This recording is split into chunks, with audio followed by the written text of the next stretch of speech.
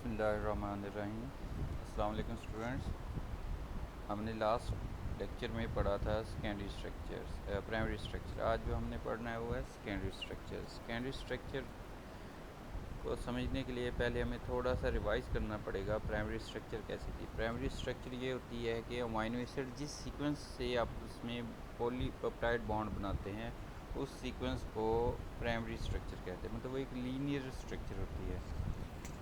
तो linear structure जो होती है उसमें ट्विस्ट आना शुरू हो जाते हैं, और जो ट्विस्ट आते हैं या उस ट्विस्ट की वजह से जो स्पाइरल शेप आती है उसको हम सेकेंडरी स्ट्रक्चर कहते हैं। सेकेंडरी स्ट्रक्चर को मतलब डिटेल से स्टडी करने से पहले आप इस डायग्राम पर आएँ जिसमें एक रेजोनेंस स्ट्रक्चर बताई गई है पेप्टाइड बॉन्ड में। पेप्टाइड बॉन्ड आपको पता है क्या होता है कि एक अमाइनो एसिड का कार्बोक्सिल ग्रुप दूसरे का अमाइनो ग्रुप जब आपस में बॉन्ड बनाते हैं, जो CN के दरमियान जो बॉन्ड होता है, कार्बन और नाइट्रोजन के दरमियान में जो बॉन्ड होता है वो पेप्टाइड बॉन्ड कहलाता है। अब ये वाला जो पेप्टाइड बॉन्ड होता है इसमें देखें ये दरमियान में एक स्ट्रक्चर बनाई गई है कि ये ऐसी स्ट्रक्चर है, मतलब इसमें डबल बॉन्ड है। ये ट्रूली डबल बॉन्ड नहीं होता। अगर आप रेजोनेंस का कंसेप्ट रिवाइज करें अपने जहन में, रेजोनेंस ये होती है कि different pairing scheme of pi electron, मतलब जो पाई इलेक्ट्रॉन होते हैं डबल बॉन्ड वाले उनके अंदर डिफरेंट पेयरिंग स्कीम, मतलब कभी वो किसी एक के साथ पेयर बनाते हैं, कभी दूसरे के साथ पेयर बनाते हैं, उनकी डिफरेंट पेयरिंग स्कीम जो होती है उसको हम रेजोनेंस कहते हैं। सपोज़ हम ये वाली सेंटर वाली स्ट्रक्चर को देखें, इसके नाइट्रोजन पर पॉजिटिव चार्ज है और ऑक्सीजन पर नेगेटिव चार्ज है, मतलब ऑक्सीजन के पास इलेक्ट्रॉन है। ये इलेक्ट्रॉन जो हैं वो मूव करेंगे अब नाइट्रोजन की तरफ। तो क्या होगा, नाइट्रोजन की तरफ मूव करेंगे तो ये इलेक्ट्रॉन का फ्लो इस तरह डॉटेड लाइन में शो किया। जब वो इस तरफ को मूव करेंगे तो क्या होगा, ये वाला जो बॉन्ड होगा कार्बन और ऑक्सीजन के दरमियान डबल बॉन्ड हो जाएगा और नाइट्रोजन और कार्बन के दरमियान सिंगल बॉन्ड हो जाएगा। तो मतलब आप सिंपली ये कहें कि रेजोनेंस में मतलब ये होता है कभी डबल बॉन्ड इसके दरमियान बना, कभी इसके दरमियान बना। असल में ना ही कार्बन और नाइट्रोजन के दरमियान डबल बॉन्ड होता है, ना ही ऑक्सीजन और कार्बन के दरमियान। होता ये है कि ये इलेक्ट्रॉन जो होते हैं, जिस तरह ये स्ट्रक्चर में बताया गया है कि ये जो इलेक्ट्रॉन होते हैं ऑक्सीजन से लेकर नाइट्रोजन तक इक्वली डिस्ट्रीब्यूट होते हैं।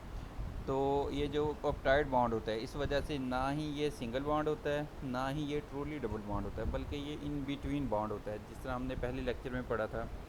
तो आपने ये भी आपको पता होगा जहाँ पर डबल बॉन्ड आ जाता है वो वाला बॉन्ड जो होता है वो मूवमेंट को रिस्ट्रिक्ट कर देता है, मतलब मूवमेंट को स्टॉप कर देता है। सिंगल बॉन्ड के साथ जो ग्रुप्स ऑफ एटम्स लगे होते हैं वो आसानी के साथ मूव करते हैं, मतलब वो अपनी रोटेशन कर सकते हैं। लेकिन जो डबल बॉन्ड के साथ जो बॉन्ड जो लगे होते हैं ग्रुप वो मूव नहीं करते। तो जो सेकेंडरी स्ट्रक्चर होती है बेसिकली उन मूवमेंट की वजह से आती है जो सिंगल बॉन्ड की वजह से जो उनके साथ आर ग्रुप लगा होता है या जो दूसरे ग्रुप लगे होते हैं वो चूँकि सिंगल बॉन्डेड एटम के साथ जुड़े होते हैं वो इजीली मूव करते हैं। जो सेकेंडरी स्ट्रक्चर आती है वो उन रोटेशन की वजह से आती है, मतलब पेप्टाइड बॉन्ड जो है बेसिकली वो प्राइमरी स्ट्रक्चर को लेके आता है।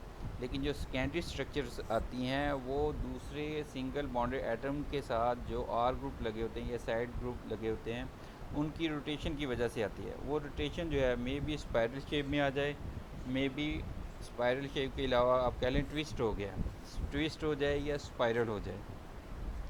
जो ट्विस्ट और स्पाइरल हो जाती हैं वो रोटेशन उनकी आर ग्रुप की, अब वो आर ग्रुप और वो जो जितने भी हैं मतलब ट्विस्ट हो गए, अब उनकी स्ट्रक्चर जो है वो बैलेंस होती है, स्टेबल होती है। वो स्टेबल इस तरह होती है कि उनके दरमियान हाइड्रोजन बॉन्ड आ जाते हैं। मतलब आप देख लें कि एक ऑक्सीजन है जो ये हाईली इलेक्ट्रोनेगेटिव है और दूसरे का हाइड्रोजन और लगा होता है नाइट्रोजन के साथ। ये है कार्बन के साथ जो ऑक्सीजन है ये अट्रैक्ट करता है नाइट्रोजन के साथ जो हाइड्रोजन लगा होता है। इस तरह ये दोनों आपस में हाइड्रोजन बॉन्ड बना लेते हैं, जिसकी वजह से जो ट्विस्टेड स्ट्रक्चर जो होती है वो आपस में स्टेबल हो जाती है।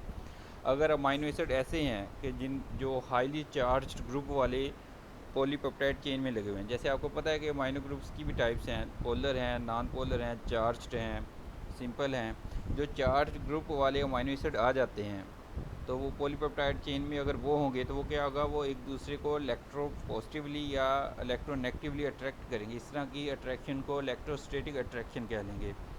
मतलब अगर आप ये समझें कि सेकेंडरी स्ट्रक्चर है क्या, तो सिंपली आप यही कह सकते हैं कि जो जो साइड ग्रुप्स लगे होते हैं वो मूव करते हैं, ट्विस्ट करते हैं। वो ट्विस्ट करने की वजह से वो एक दूसरे के साथ हाइड्रोजन बॉन्ड या इलेक्ट्रोस्टैटिक अट्रैक्शन की वजह से एक जगह पर स्टेबल हो जाते हैं। उस स्टेबिलिटी की वजह से जो प्राइमरी स्ट्रक्चर होते हैं लीनियर, वो थोड़ी सी ट्विस्ट या स्पायरल हो जाती है, उसको हम सेकेंडरी स्ट्रक्चर कहते हैं।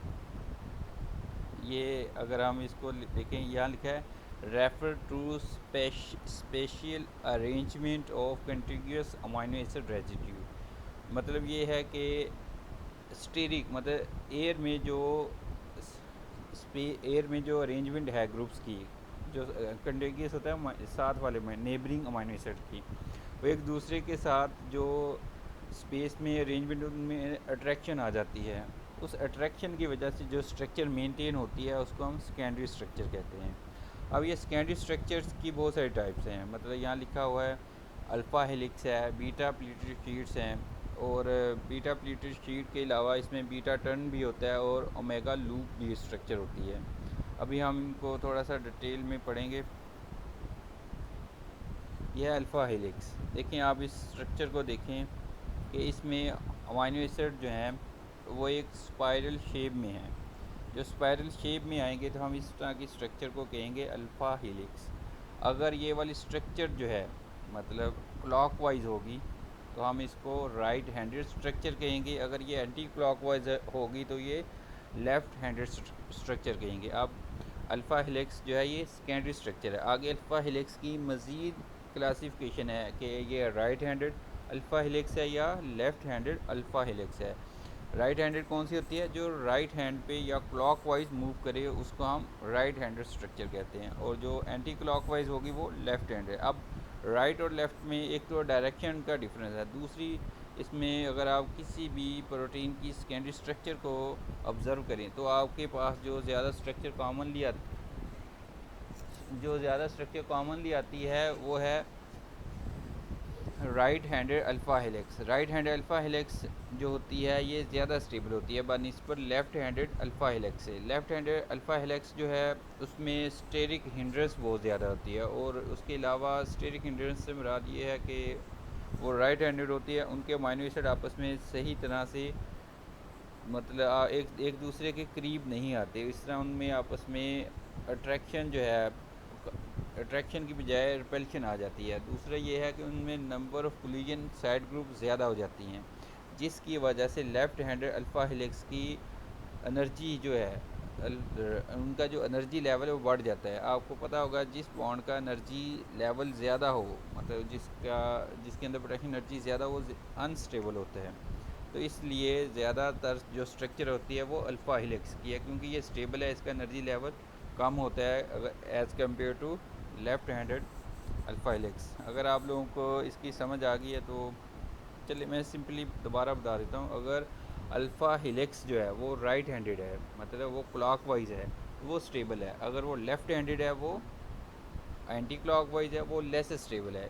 उसकी वजह यह है कि उसमें स्टेरिक हिंड्रेंस भी बढ़ जाती है। दूसरी उसकी वजह यह है उसमें number of collision of R group बढ़ जाते हैं, जिसकी वजह से वो स्ट्रक्चर जो है आम तौर पर नेचुरली कम पाई जाती है। अब आ जाएँ बीटा प्लीटेड शीट्स।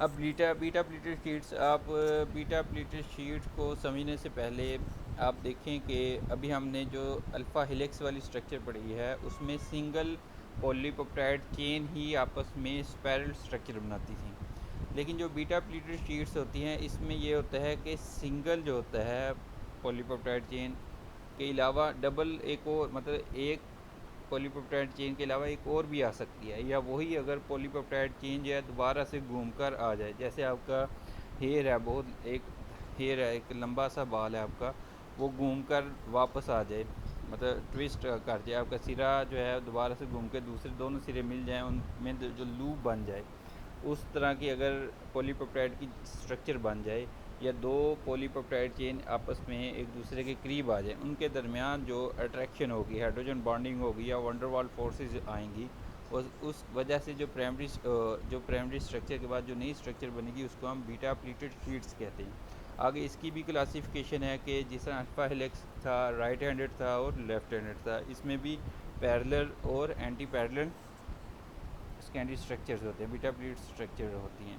अगर ये secondary structure of alpha helix इसको बाद में करते हैं।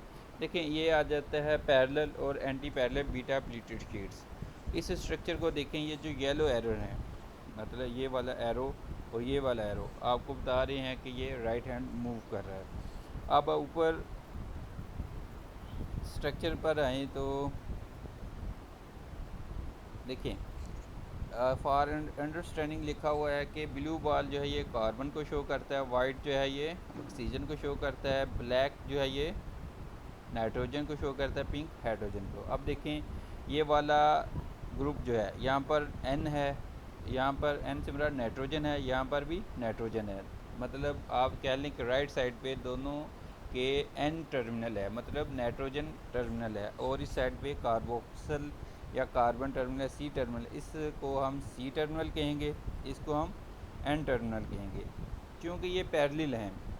क्योंकि N टर्मिनल और N टर्मिनल एक साइड पे है और C टर्मिनल एक साइड पे हैं, तो दोनों एक दूसरे के पैरेलल मूव करते हैं।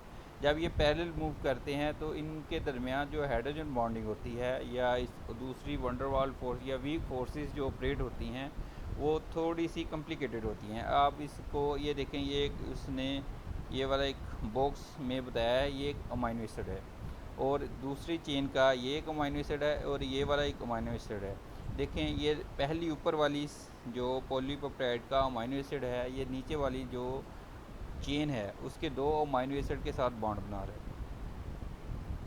मतलब ये एग्जैक्टली पॉइंट टू पॉइंट नहीं है। जैसे ये जो हाइड्रोजन है ये बॉन्ड बना रहा है ऑक्सीजन के साथ, ये एक अमाइनो एसिड है, और इसका इसी अमाइनो एसिड का ये वाला जो ऑक्सीजन है, इसको अगर ये इसके साथ बॉन्ड बनाता तो हम कहते ये हेड टू हेड है। लेकिन ऐसा ये पैरेलल शीट्स में ऐसा नहीं होता।